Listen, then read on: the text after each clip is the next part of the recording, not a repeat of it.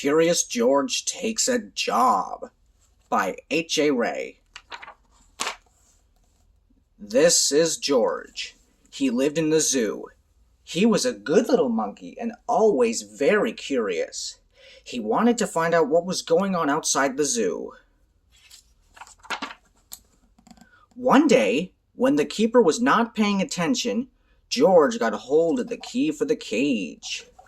When the keeper discovered what had happened, it was too late. George was gone. Where was George? They looked for him everywhere, but they could not find him. George was hiding in the hay of his friend, the elephant. Finally, the keepers gave up looking for him.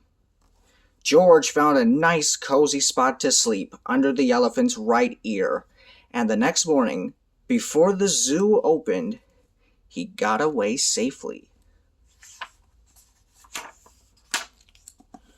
Once in the street, George felt a little scared. What should he do in the big city? Maybe he could find his friend, the man with the yellow hat, who had brought him over from Africa a long time ago. Only George did not know where he lived. There was a bus stopping at the corner. George had never ridden on one. Quickly he climbed a lamppost, jumped on top of the bus, and off they went. Now they were right in the center of the town. There was so much to see that George did not know where to look first. If only he could go on riding like this forever. But after a while, George got tired and a little dizzy.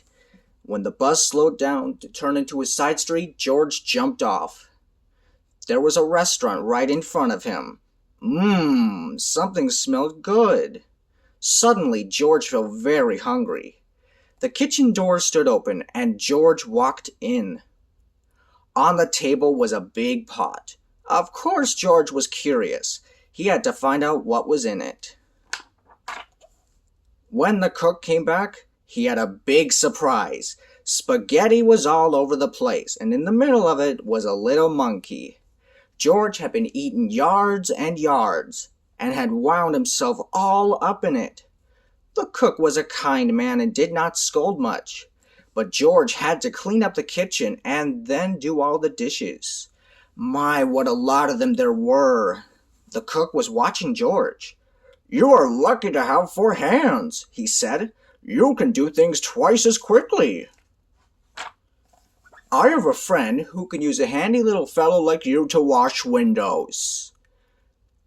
If you would like to, I will take you over to him." So they went down into the subway and took an uptown train to the cook's friend, who was an elevator man in a skyscraper. "Sure, I can use you," the elevator man said to George. "I will give you what you need for the job. You can start right away. But remember, you are here for washing windows. Never mind what people inside the house are doing. Don't be curious, or you'll get into trouble." George promised to be good. But little monkeys sometimes forget. George was ready to start. My, how many windows there were! George got ahead quickly since he worked with all 4 hands. He jumped from window to window, just as he had once jumped from tree to tree in the African jungle. For a while, George stuck to his work and did not pay any attention to the people inside. Of course he was curious, but he remembered his promise. In one room, a little boy was crying because he did not want to eat his spinach. George did not even look, but went right on with his work. In another room, a man was taking a nap and snoring. George was sorry it was not his friend, the man with the yellow hat. He listened to the funny noise for a while, then went on working. But what was going on in here? George stopped working and pressed his nose against the window. 2 painters were working inside. George was fascinated. Painting looked like a lot more fun than washing windows. The painters were getting ready to go out for lunch. The minute they left, George climbed inside. What wonderful paints and brushes they had! George could not resist. An hour later, the painters came back. They opened the door and stood there with their mouths wide open. The whole room had changed into a jungle with palm trees all over the walls, and a giraffe, 2 leopards, and a zebra. And a little monkey was busy painting himself on one of the trees. Then the painters knew what had happened. Luckily, George was close to a door. He ran out as fast as he could. After him ran the 2 painters, then the elevator man, and then the woman who lived in the place. "Oh, my lovely room," cried the woman. "Don't let him get away." George headed for the fire escape. George reached the end of the fire escape. The others had not caught up with him yet. Here was his chance. They could not jump, but George could easily jump down and escape. In a moment he would be safe. Poor little George! He had forgotten the pavement was hard as stone, not like the soft grass of the jungle. Too bad. The fall broke his leg, and an ambulance came to take George to the hospital. "He got what he deserved," said the woman. "Making my apartment into a jungle, indeed." "I told him he would get into trouble," the elevator man added. "He was too curious." George had to lie in bed with his leg high up in a plaster cast. He was very unhappy, and it had all started out so nicely. If only he had not been so curious, he could have had a lot of fun. Now it is too late. But the next morning, George's friend, the man with the yellow hat, was buying his newspaper. Suddenly, he became very excited. "This is George!" he shouted when he saw the picture on the front page. Quickly, he read the whole story, then ran to a telephone booth to ring the hospital. "I am George's friend," he said to the nurse who answered the telephone. "Please take good care of him so that he will get better quickly. I want to take him to a movie studio and make a picture about his life in the jungle. Don't let him get into any more mischief until I can take him away."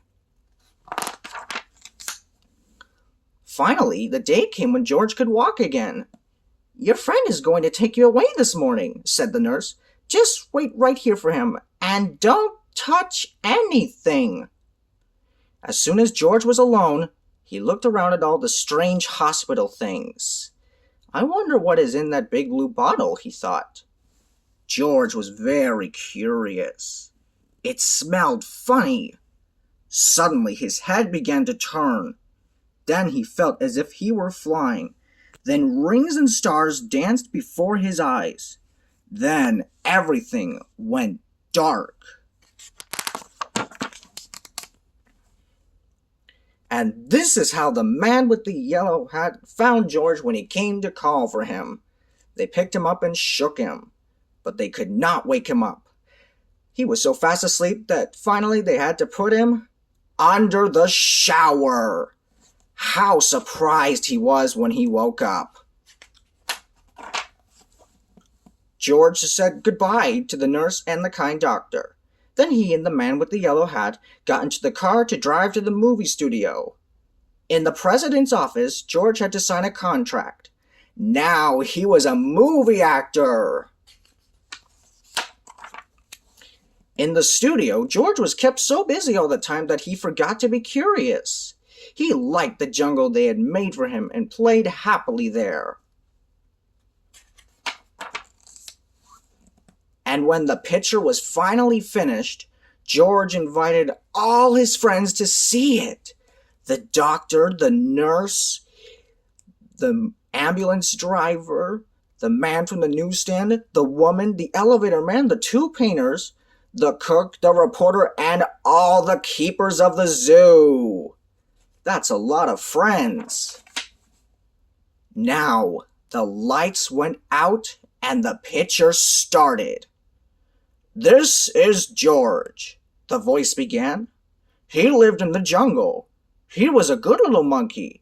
He had only one fault. He was too curious." The end.